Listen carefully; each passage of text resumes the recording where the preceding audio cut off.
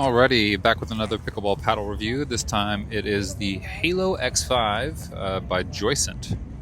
This is a 16mm paddle. It is a thermoformed polypropylene honeycomb core, and besides that, it's pretty similar to a lot of the other paddles out there, so I'll just talk about how it feels on the court. My initial impression of the paddle was that it is a step up from their basic paddle set, which I played with earlier. That one didn't really have a lot of anything going on. This paddle is not very high in the power or spin categories, and the pop is pretty low as well. But despite it scoring kind of low in the general characteristics, I still found it usable. I had a good time playing with it. The first thing I noticed compared to the basic paddle set that they first gave me was that this one had a little bit of bounce on the paddle face. So at volleys and dinks, it did have a little bit of lift, which was nice. And by a little bit of lift, I mean it had a little bit of lift compared to the previous set that I played with, which had virtually none. So it still scores very low on the pop category. And that translated into drives and serves and mid-court transition shots by needing to add a little bit more swing to your hits. The drawback to that obviously is that you've got to anticipate more if the ball is coming at you faster, and you've got to kind of put more oomph behind your shots to get the same effect. So if you're quick but like the control, this is a good fit for you. So as far as drops and resets, when they're dropping the ball at you, you kind of had to push on it a little bit. I've been playing with paddles that you can really just angle them and not input any swing into the ball at all when you're at the kitchen line. With this one, I definitely did not do so well.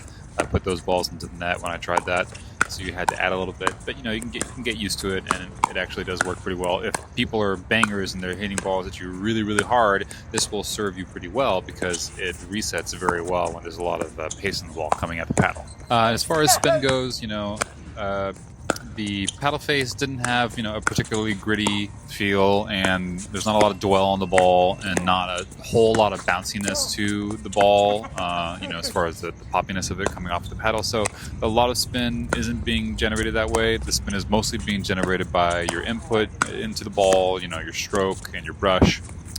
So the spin wasn't crazy good. It was just kind of normal.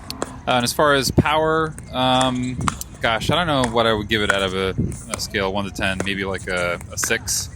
Power wasn't amazing, but it wasn't super underwhelming.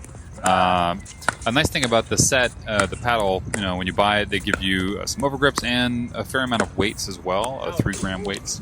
I didn't actually try the paddle weighted, but my expectation would be if I did weight it, with 3 on the 3 o'clock and the 9 o'clock, you definitely would probably get a little bit more poppiness to the paddle, which would make it probably more playable for most intermediate players. But you could also potentially add it on the throats, or even kind of on the handle. But most people would use like a speed cap or a slice cap or something like that. But yeah, the weight is 8.1 static ounces, so it's got a pretty normal weight. And I think if you added a little bit more mass to it, you would get a little bit more pop and a little bit more momentum through the ball, which would give it a better power rating. All right, so I covered my thoughts on spin, poppiness, and power. And as far as the weight, 8.1, that's a pretty good starting weight. And the handle is 5.6 inches, and the total length is 16.4, so basically 16.5. So they came really close to using the full dimensions. The width of the paddle head is also 7.5 inches. So they're using more or less the max dimensions that you can. And I remember feeling very comfortable with 2 hands on the paddle. I got a couple of really good 2-handers, mostly because of luck, because I'm not amazing at them, but they did feel really good.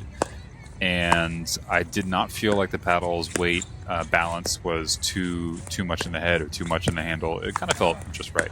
So yeah, a pretty decent paddle by Joysent. That's my review, and thanks for watching!